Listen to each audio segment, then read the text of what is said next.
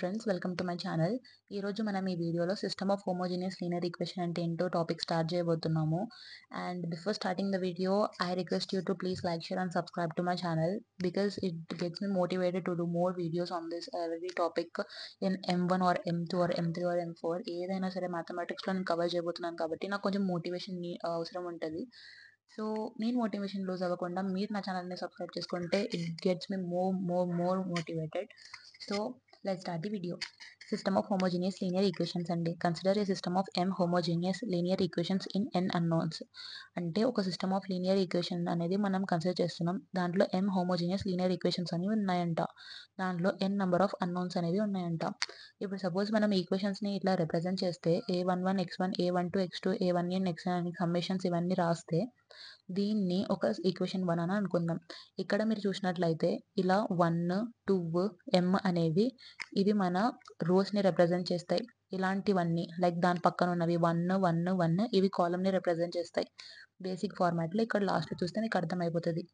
Next మనం ఏం చేస్తున్నామంటే ఈ ఈక్వేషన్ 1ని మ్యాట్రిక్స్ ఫామ్లో చేంజ్ చేస్తున్నాం. లాస్ట్ వీడియోస్లో సిస్టమ్ ఆఫ్ లీనియర్ ఈక్వేషన్స్లో ఈ మ్యాట్రిక్స్ ఫార్మాట్లో ఎలా చేంజ్ చేస్తామో నేను చెప్పాను ఆల్రెడీ. సో పైన ఉన్న ఈక్వేషన్ని ఇలా మ్యాట్రిక్స్ ఫార్మాట్లో నేను ఇప్పుడు చేంజ్ చేస్తున్నాను. a11 a12 a1n అని పెట్టేసి x1 అనే ఒక కాలమ్ మ్యాట్రిక్స్ని తీసేసుకొని ఈక్వల్స్ టు మనకి ఇక్కడ చూస్తే అన్ని జీరోసే ఉన్నాయి. సో ఈక్వల్స్ టు జీరోస్ ఉన్నవన్నీ నేను ఇక్కడ జీరో పెట్టేశాను. ఇక్కడ మీరు గమనించాల్సిన కండిషన్ ఏంటి అంటే అన్ని ఈక్వల్స్ టు జీరో ఉన్నాయండి. ఇది ఎందుకంటే మనం డిస్కస్ చేస్తుంది హోమోజీనియస్ ఈక్వేషన్. హోమోజీనియస్ ఈక్వేషన్లో ప్రతి ఈక్వేషన్ ఈక్వల్ టు జీరోనే ఉంటుంది. మీకు ఆల్రెడీ లాస్ట్ క్లాస్లో చెప్పాను format AX is equals to zero రావాలి కాబట్టి అన్ని ఈక్వేషన్స్ ఈక్వల్స్ టు జీరోనే ఉంటాయి. And when it comes to non homogeneous equals to some ఇక్కడ ఏదో ఒక వాల్యూ ఉంటుందండి. దాన్ని బట్టి అది హోమోజీనియసా నాన్ హోమోజీనియసా అని చెప్తాం. ఈక్వల్స్ టు జీరో ఉంటే అవి homogeneous and equals to some values ఏదైనా నంబర్స్ ఉంటే దాన్ని నాన్ హోమోజీనియస్ అని కన్సిడర్ చేస్తాం. నెక్స్ట్ ఇక్కడ చూసినట్లయితే AX ఇదంతా జీరో మ్యాట్రిక్స్ కాబట్టి జీరో అని పెట్టేసామన్నమాట. ఇలాంటి ఫార్మాట్లో వస్తే మీకు క్లాస్లో చెప్పాను. ఇలాంటి ఫార్మాట్లో వస్తే అది హోమోజీనియస్ ఈక్వేషన్ అని. అండ్ ఆగ్మెంటెడ్ మ్యాట్రిక్స్ A/B అని ఆగ్మెంటెడ్ మ్యాట్రిక్స్ని రిప్రజెంట్ చేస్తారు అని చెప్పాను. అండ్ మీరు ఈ B ప్లేస్లో actually AX is equals to B ఫార్మాట్లో ఉండాలి కదా. ఇట్లా ఉంటే ఇది నాన్ హోమోజీనియస్ అవుతుంది. బట్ ఈ B ప్లేస్లో మనకి జీరో ఉంది. సో యాక్చువల్లీ A/B ప్లేస్లో మనం ఏం రాస్తున్నాం A/0 రాస్తున్నాం. A/0 అన్నా సరే A అన్నా సరే సేమే కదా. సో కాబట్టి మ్యాట్రిక్స్ A అని రాస్తున్నాం. Where zero is the zero matrix అంటే దట్ ఈస్ దాన్ని ఈ ఫార్మాట్లో రాసుకోవచ్చు. A/0 అని డిటర్మినెంట్ ఆఫ్ A/0 అని మనం డిటర్మినెంట్ ఆఫ్ A అని రాసేయచ్చు. Here the augmented matrix is always equals to ఈ మ్యాట్రిక్స్ A. అంటే ఈ ఆగ్మెంటెడ్ మ్యాట్రిక్స్ ఏదైతే మనకు ఫామ్ అవుతుందో అది పక్కా Aకి ఈక్వల్ ఉంటుందంట పైన ఉన్న కండిషన్ ప్రకారం.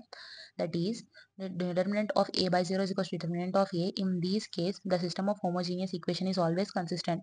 ఇలా ఎప్పుడైతే మనకు వస్తుందో అంటే ఈ జీరో మ్యాట్రిక్స్ ఉండి ఎప్పుడైతే ఇట్లా డిటర్మినెంట్ ఆఫ్ A/0 అనేది డిటర్మినెంట్ ఆఫ్ A ఉంటుందో దాన్ని మనం హోమోజీనియస్ ఈక్వేషన్ అనేది కన్సిస్టెంట్ ఉందని చెప్తామన్నమాట. ఈ కన్సిస్టెంట్ ఎప్పుడు ఇన్కన్సిస్టెంట్ ఎప్పుడు చెప్తామనేది నేను లాస్ట్ క్లాస్లో చెప్తాను. కావాలంటే ఆ వీడియో అనేది ఒకసారి చూసుకోండి. ఈ హోమోజీనియస్ సిస్టమ్ ఆఫ్ లీనియర్ ఈక్వేషన్స్లోనే మనకి 2 కేసెస్ అనేవి వస్తాయండి. If determinant of A/0 is equals to determinant of A that equals to R equals to N అని ఉందనుకోండి, then the system is consistent and it has unique solution and unique solution is a trivial solution or zero solution. That is x1 is equals to 0, x2 is equals to 0, xn on so on xn is equals to 0. అంటే suppose మనకి ఇది determinant of A/0 అనేది determinant of Aకి equal ఉండి and determinant of A అనేది ర్యాంక్కి equal ఉండి and ఈ rank అనేది ఆర్డర్కి ఈక్వల్ ఉందనుకోండి, దాన్ని మనం సిస్టమ్ ఈజ్ కన్సిస్టెంట్ అని చెప్తాం. అండ్ దీనికి యూనిక్ సొల్యూషన్ ఉంది. ఆ యూనిక్ సొల్యూషన్ని ట్రివియల్ సొల్యూషన్ అయినా ఉండొచ్చు లేదా జీరో సొల్యూషన్ అయినా ఉండొచ్చు అని చెప్తామన్నమాట. నెక్స్ట్ కేస్ ఏంటి? If A/0 is equals determinant of A/0 is equals to determinant of A and R is less than N.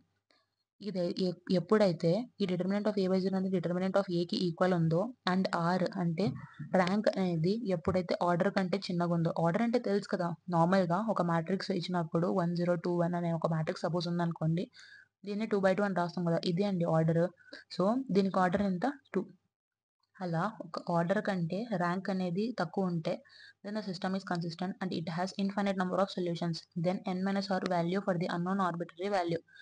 అంటే ఇలా ఎప్పుడైతే మనకొస్తదో అది గూడా కన్సిస్టెంటే. బట్ ఇన్‌ఫైనైట్ నంబర్ ఆఫ్ సొల్యూషన్స్‌తో పాటు. అండ్ దాన్ని మనం n-r అనే వాల్యూస్ అన్‌నోన్ వాల్యూస్‌తో ఆర్బిటరీ వాల్యూ అనేది డిసైడ్ చేస్తాం.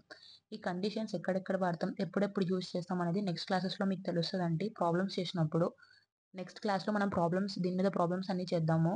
And don't forget to like, share and subscribe to my channel. Thank you.